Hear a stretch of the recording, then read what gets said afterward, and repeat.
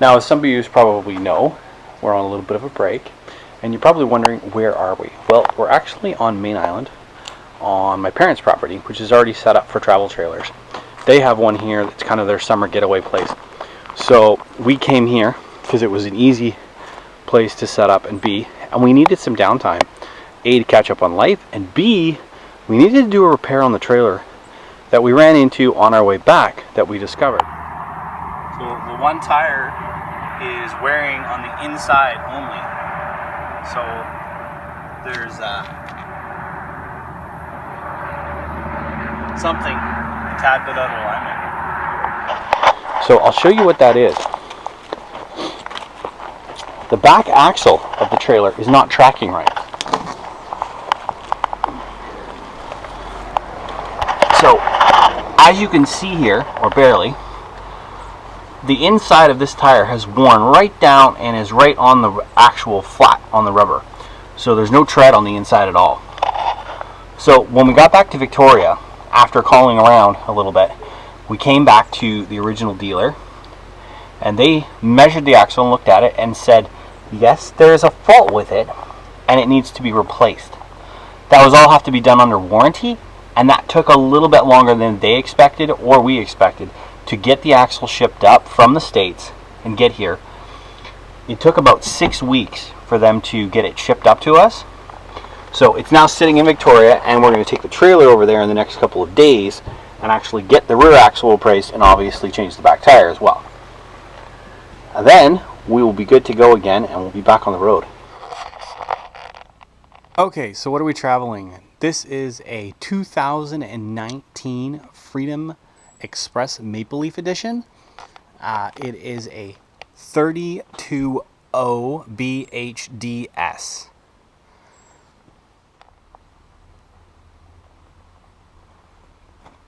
So this Freedom Express is an aluminum inner body that's welded together. Makes it a lot lighter and gives you a better solid structure on the interior. It's a fiberglass exterior shell, and it also has a rear kitchen, which I'll just go ahead and open here. We primarily use this just for extra storage. It's nice to have the spare fridge, and it does actually come in with a small built-in barbecue that's already preloaded in the unit, which is a nice extra feature to have with you.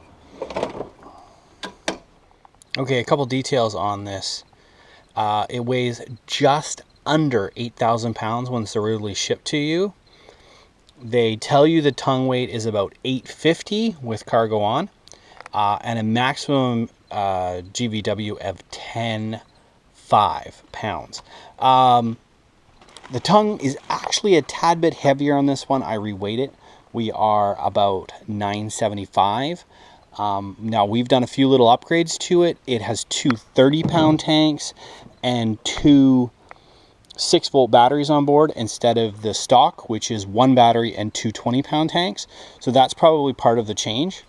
This also has a unique feature on the front. It has a 5.1 hitch setup for your jacks. So all of your jacks are controlled in the same location.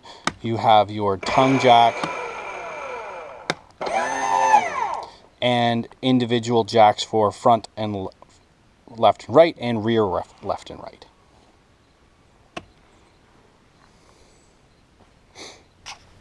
Now that you've seen all the really neat exterior functions, I'm going to show you a little bit around my zone, which is interior organization. Now with the pantry, I put everything in bins. When we're traveling, going down really bumpy roads, lots of potholes, we want everything to kind of stay where it belongs. Last thing I want to do is open up one of these cupboards and have a whole bunch of pantry items fall out on me. So what I've done is organize it all by categories. I've got the breakfast items here, sauces, baking and spices, canned goods, snack items, pastas, drinks go down there, coffee supplies, and crackers. These are all in open bins. These aren't very tall, they're not very good for stackable bins. Up top is where we have the chips and the kids' snacks. These I do have in stackable bins because the top one is quite a bit higher than these interior ones here.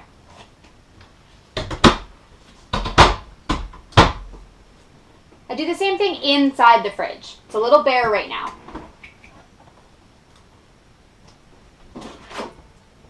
These green bins, generally Christmas oranges come in them, are perfect size to fit inside the fridge. Really great for your glass items, so they don't clang around too much, they don't fall over sideways and smash. It also happens to line up perfectly. You can fit 2 in a row with a spot for a dozen eggs right beside.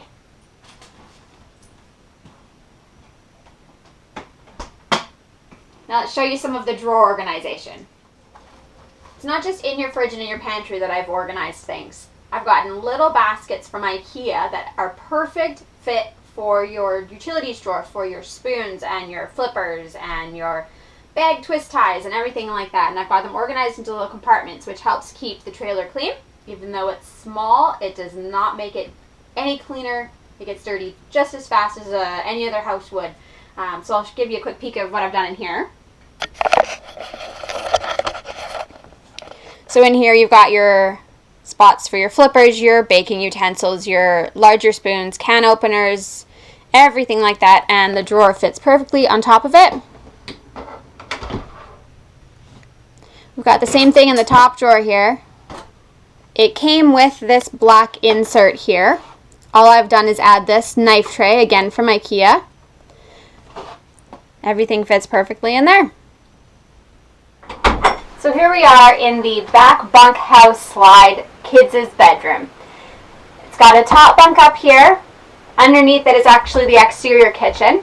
And then we've got the 2 regular bunks over on this side.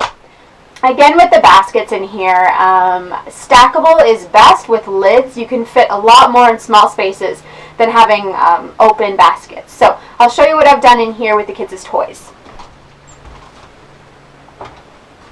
On this side, I bought wooden crates,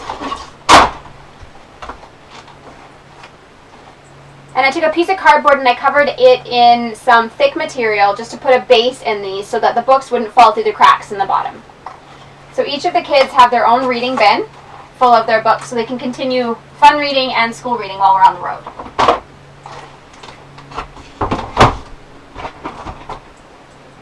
We also picked these up just from Walmart. They were $4 each.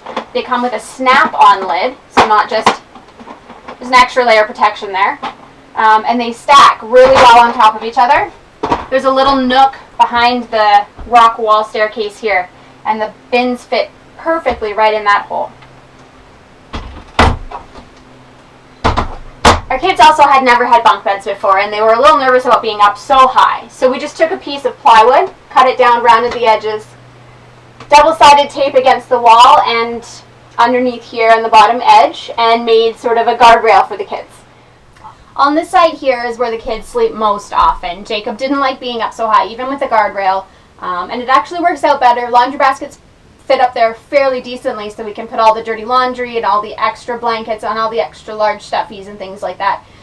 When we're traveling, we can just throw it up there, bring this slide in, and we're good to go. But this was just an open air bunk as well, and we wanted a little bit more protection for the kids for when they were sleeping up here.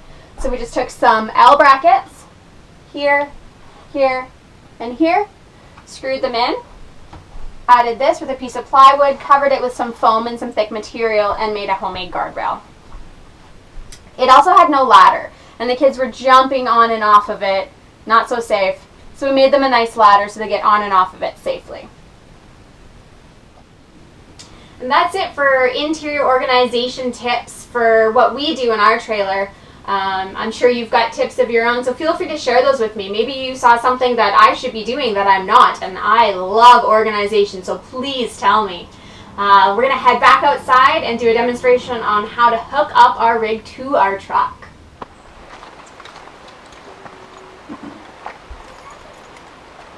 Alright, I'm going to give you a little bit of a walkthrough on how I hook up our Husky hitch, which is what we use for our tow.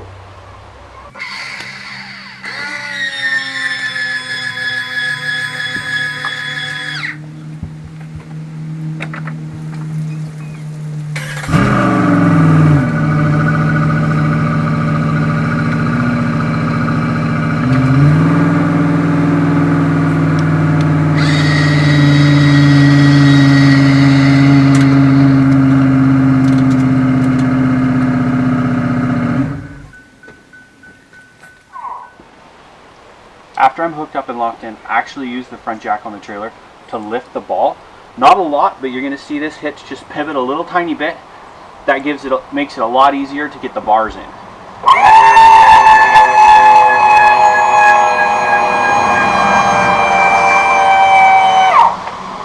Obviously, you don't want to jack up really, really far. It's hard on the truck, or the front jack, if you're lifting the truck. Alright, so these ones here, pin, clip in. Only one way to do it. Slides inside, pin goes in, locks up underneath. These bars are under tension here to create resistance, so when you're turning or while you're pulling it, you don't get sway. There's resistance here, and then these bars have resistance underneath here as well.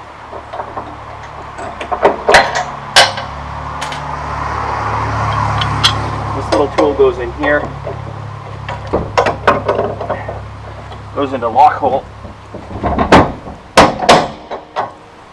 locks into position, and you have a little cap lock that goes in, and another pin underneath.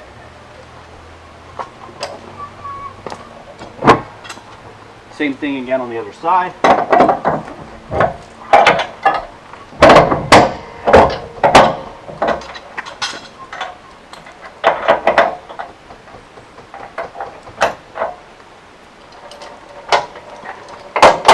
And obviously you have two safety chains.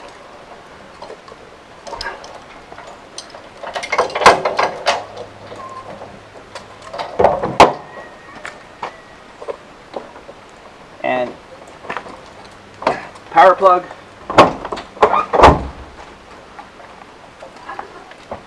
I like to loop my cord up and clip it in here. Keeps it up out of the way, so you don't snag it. And the last piece, of course, is your brake release for your emergency brakes in case everything comes disconnected.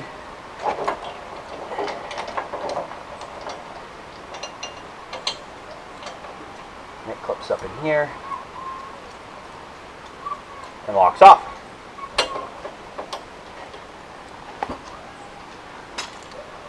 Last thing.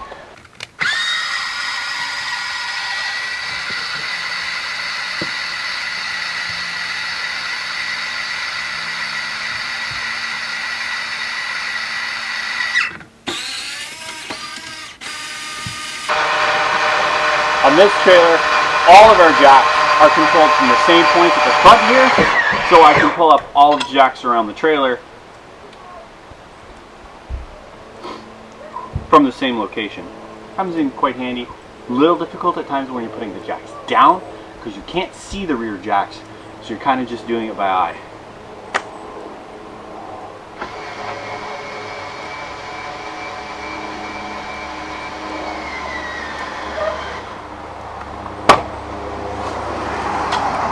We're all done.